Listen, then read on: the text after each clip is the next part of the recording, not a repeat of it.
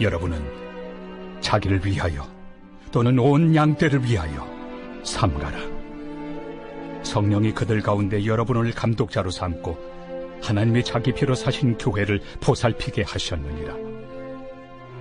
내가 떠난 후에 사나운 이리가 여러분에게 들어와서 그 양떼를 아끼지 아니하며 또한 여러분 중에서도 제자들을 끌어 자기를 따르게 하려고 어그러진 말을 하는 사람들이 일어날 줄을 내가 아노라. 그러므로 여러분이 일깨어 내가 3년이나 밤낮 쉬지 않고 눈물로 각 사람을 훈계하던 것을 기억하라. 지금 내가 여러분을 주와 및 그 은혜 말씀에 부탁하노니 그 말씀이 여러분을 능히 든든히 세우사 거룩하게 하심을 입은 모든 자 가운데 기업이 있게 하시리라.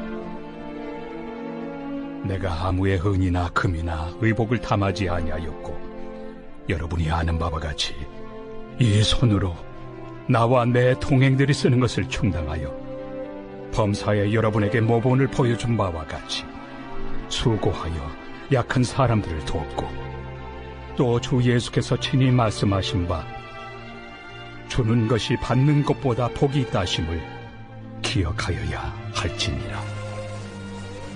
이 말을 하며 무릎을 꿇고 그 모든 사람들과 함께 기도하니 다 크게 울며 바울의 목을 안고 입을 맞추고 다시 그 얼굴을 보지 못하리라 한 말로 말미암아 더욱 근심하고 배까지 그를 전송하니라. 어제 우리가 묵상했듯이 지금 바울은 유럽교에서 조성한 구제연금을 전달하려고 유럽에서 예루살렘으로 가는 중인데요. 그 와중에 그들을 태운 배가 밀레도에 머물더니 거기서 한 3일 정도 머물게 됐습니다. 그래서 예기치 않게 시간을 갖게 된 거예요. 그러자 어제 말씀 17절을 보면 그 막간을 이용해서 바울이 급하게 에베소 교회 장로들을 밀레도에 부른 다음에 마지막 유언 같은 당부를 남기는데요. 우리가 여기서 중요하게 봐야 될 건 이겁니다. 사실 바울의 배가 밀레도에 정박했을 때 에베소 교회만 가까운 게 아니었어요. 당시 소아시아 지역의 교회들은 다 가까운 곳에 있었기 때문에 바울이 부르기만 했다면 다른 교회 지도자들도 얼마든지 밀레도에 올 수 있었습니다. 그런데 오늘 바울은 유언을 하면서 유독 에베소 교회 장로들만 불렀단 말이죠. 여기서 이 행동의 의미가 중요한데요. 바울이 이렇게 한 이유가 뭘까요? 바울이 여러 교회를 세웠지만 그 중에서도 에베소 교회 성도들이 가장 예뻐서 그랬을까요? 이게 바울의 편애일까요? 그게 아니라는 겁니다. 바울이 소아시아의 교회들 중에서도 에베소 교회의 장로들, 더 구체적으로 이 교회를 섬기는 사역자들을 따로 부른 이유가 뭐냐면 에베소 교회가 당시 소아시아 지역의 기준교회였기 때문이에요. 이걸 좀 쉽게 말하자면 2000년대 초반에 한국교회 수준을 한 단계 올려놓은 게 오카는 목사님의 제자훈련인데요. 이전에도 제자훈련 비슷한 건 많았습니다. 그런데 이전의 제자훈련은요. 교회가 아닌 선교단체가 진행하던 프로그램이었어요. 그런데 선교단체 제자훈련의 문제가 뭐냐면 자 생각해보세요. 어떤 청년이 대학에 갔는데 거기 수많은 동아리가 있는데도 불구하고 굳이 선교단체에 가입했다고 하죠.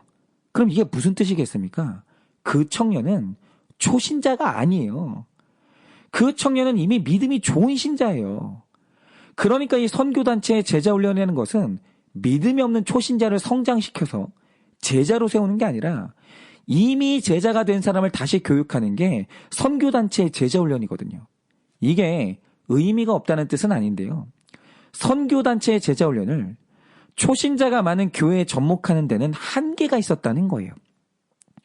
그런데 제자훈련을 교회에 접목해서 초신자를 신실한 제자로 성숙시키고 양육하는 일에 최초로 성공한 사례가 뭐냐? 바로 그게 오카는 목사님의 제자훈련이에요. 그래서 그분의 제자훈련이 엄청난 의미가 있는 거예요. 그러자 오카는 목사님의 등장 이후로 제자훈련의 판도가 바뀌었는데 이전의 제자훈련은 파라처치인 선교단체가 주도했다면 오카는 목사님의 등장 이후로는 제자훈련을 교회가 주도하기 시작했어요. 그러자 이 제자훈련은 더 건강해지고 대중적인 운동으로 확산이 된 겁니다. 그런데 여기서 중요한 건 교회의 제자훈련을 오카는 목사님이 시작했기 때문에 어쩔 수 없이 이후로 제자훈련을 하고자 했던 교회들은 오카는 목사님과 사랑의 교회가 내 기준이 될 수밖에 없는 거예요. 오카는 목사님이 제자훈련하는 모든 교회들의 리더가 된 거죠. 그래서 일어나는 일이 뭐냐. 그러니까 제자훈련하는 교회들이 어떤 논쟁을 할 때 이 논쟁을 종결하는 쉬운 방법이 있어요. 그게 뭐겠습니까? 오카는 목사님이 이렇게 말했어 라고 하면 이제 그 논란은 종결이 되는 거예요. 기준이 그분이거든요. 그리고 오카는 목사님이 어떤 프로그램을 새로 시작한다. 그러면 다른 교회들이 다 따라가는 거예요. 그래서 기준교회의 역할이 정말 중요한 게 리더 교회가 건강함을 유지하면 그 밑에 있는 교회들도 건강을 유지해요. 그런데 기준교회가 무너지고 타락하면 다른 교회들이 전부 다 타락하는 거예요. 예를 들어서 지구상에서 중앙 권력이 가장 강한 조직이 북한 체제와 천주교 조직인데요. 원래 천주교도 그 기준이 성경이었기 때문에 구원의 조건을 뭐라고 했냐? 예수님을 믿는 믿음이라고 강조했어요. 그래서 그런 면에서 한때는 배타적이라고 비난도 받았었죠. 그런데 1962년에 참담한 일이 일어납니다. 그게 뭐냐? 이때 제2차 바티칸 공의회가 열렸는데 여기서 천주교의 교리가 바뀌어요. 어떻게 바뀌냐? 사람은 믿음으로 구원받는 게 아니라 양심으로 구원받는다고 바꾼 거예요. 그래서 양심이 바르기만 하면 천주교인이든 이슬람이든 불교 신자든 다 구원받는다고 주장했고 이걸 23대 교황이 확정합니다. 그런데 교황이 천주교의 기준이거든요. 근데 교황이 무너진 거예요. 그러자 어떤 일이 벌어집니까? 이후로 전 세계에 있는 모든 천주교회는 다른 종교에도 구원이 있다는 만인구원설 아래 신앙생활을 하고 있는 거예요.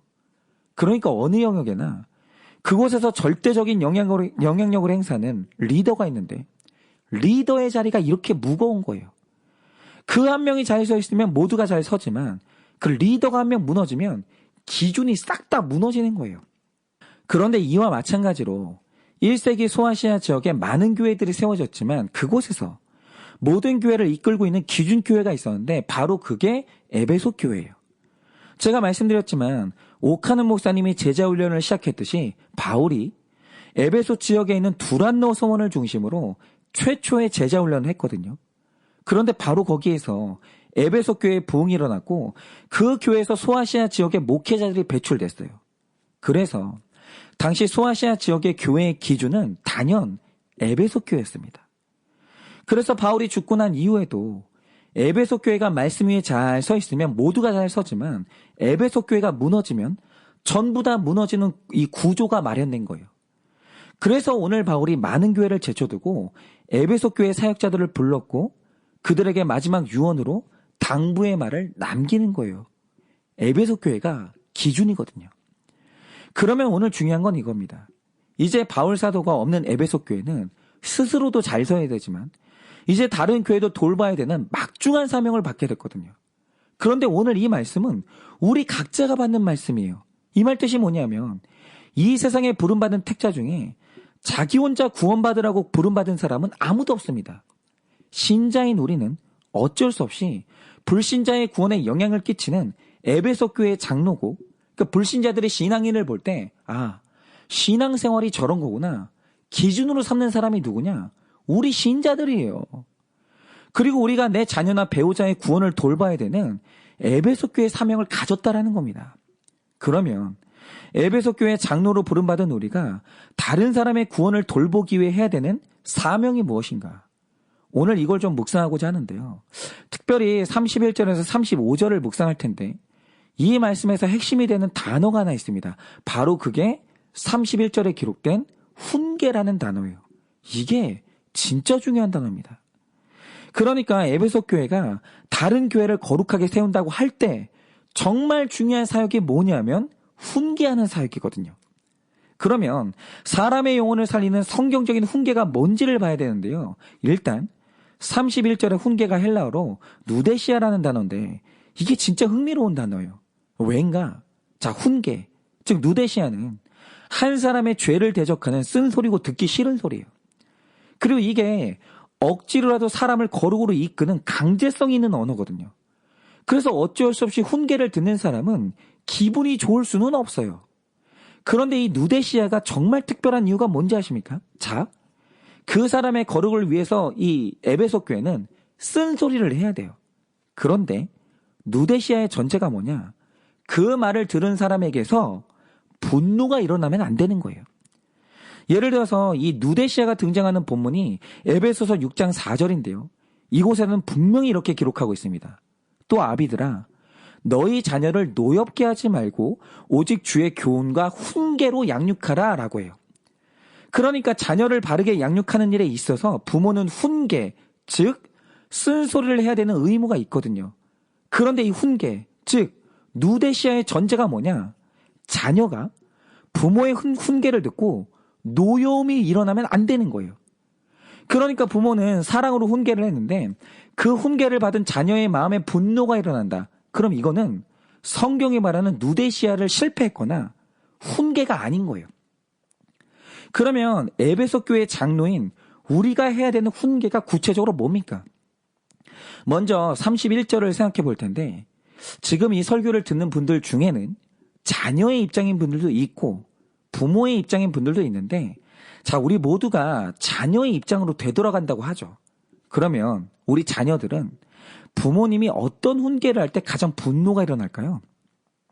31절에 비추어 보아 가장 하지 말아야 될 훈계가 뭔지 아십니까? 자기가 적용하지 않는 훈계는 자녀에게 반드시 분노를 일으킨다는 거예요. 자, 31절을 보면 바울이 에베소 교인들에게 훈계를 했는데 훈계를 한 방법이 뭡니까?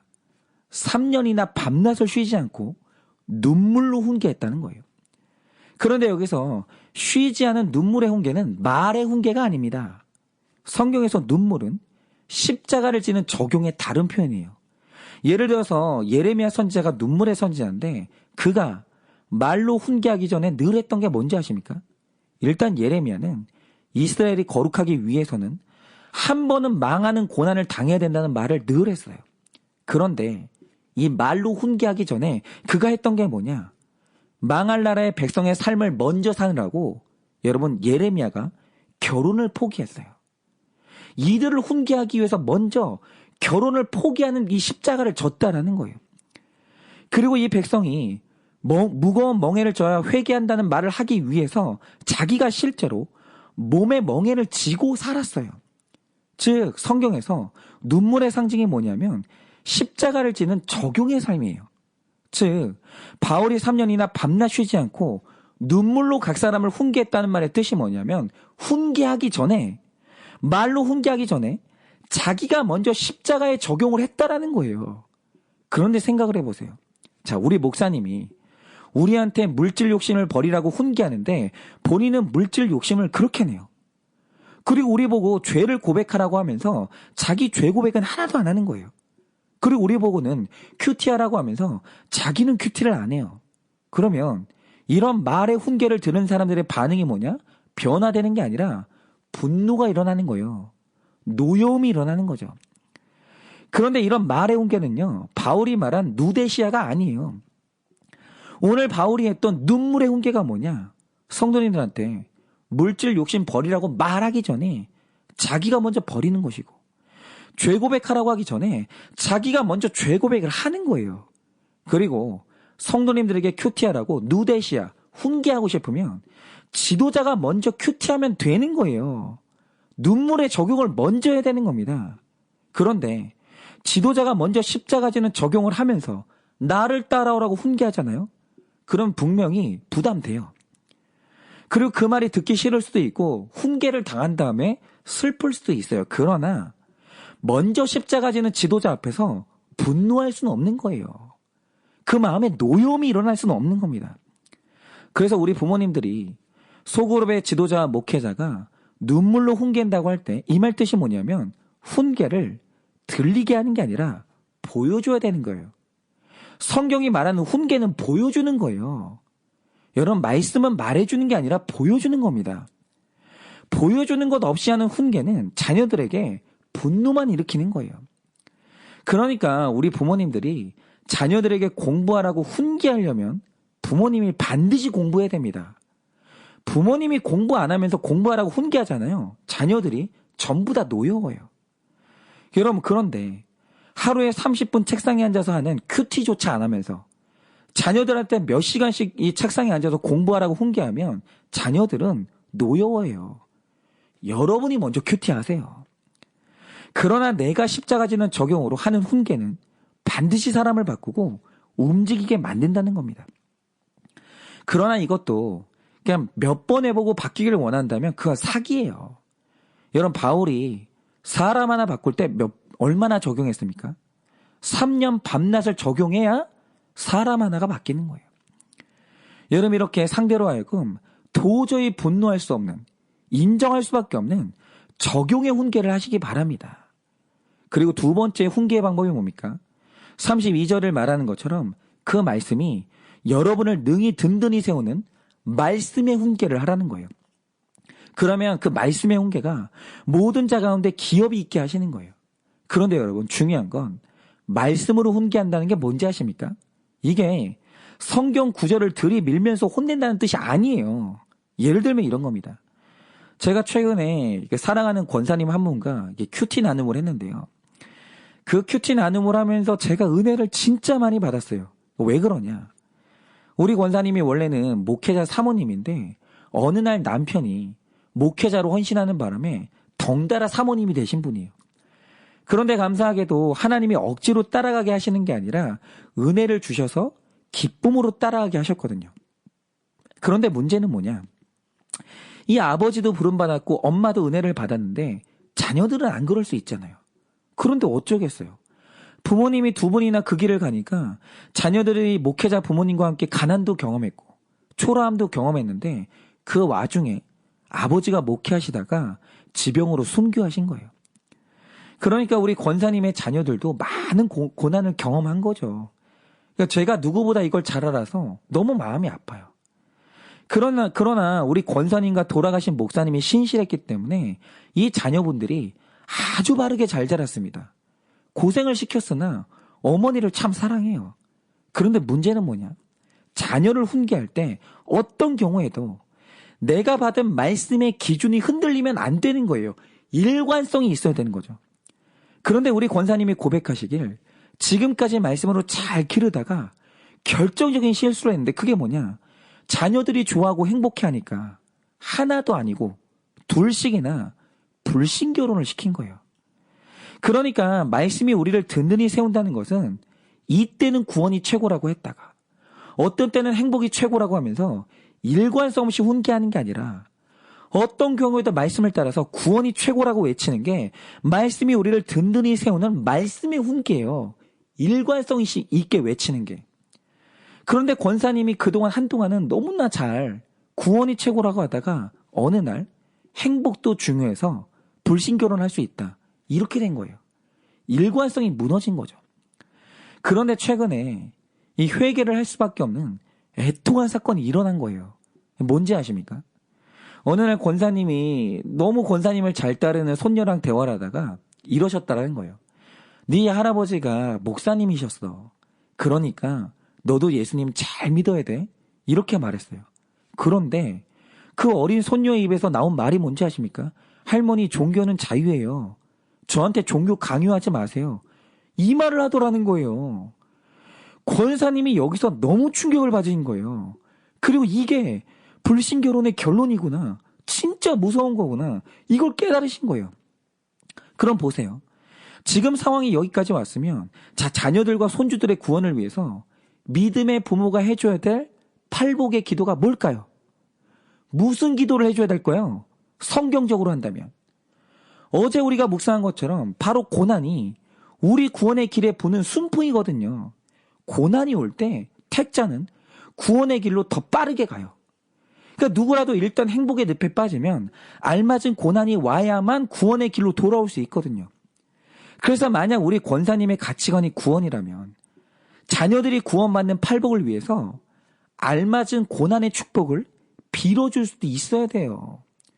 그러니까 제가 아는 김양재 목사님은 남편의 구원을 위해서 병원이 망하기를 기도해 줬어요.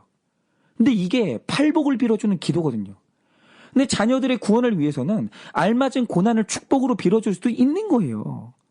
여러분, 언제나 택자의 기준은 옳고 그름이 아닙니다. 우리의 기준은 구원이에요. 그런데 이 권사님이 하시는 말씀이 뭐냐? 본인이 내 삶에 이 고난이 너무 강하기 때문에 그 고난 때문에 구원받았다는 걸 잘 알아요. 고난이 없으면 구원이 없었다는 사실을 압니다. 그래서 지금은 과거에 구원 때문에 주신 고난을 되게 감사하면서 살아요. 우리 권사님이. 본인에게는 이 팔복이 적용이 되시는 거죠. 근데 문제는 뭐냐? 본인이 너무 힘들어봤기 때문에 자녀들은 고난당하지 않고 행복했으면 좋겠는 거예요. 그래서 지금까지 자녀들이 교회를 떠나 있어도 알맞은 고난을 위해서 기도해 본 적이 없었다라는 거예요.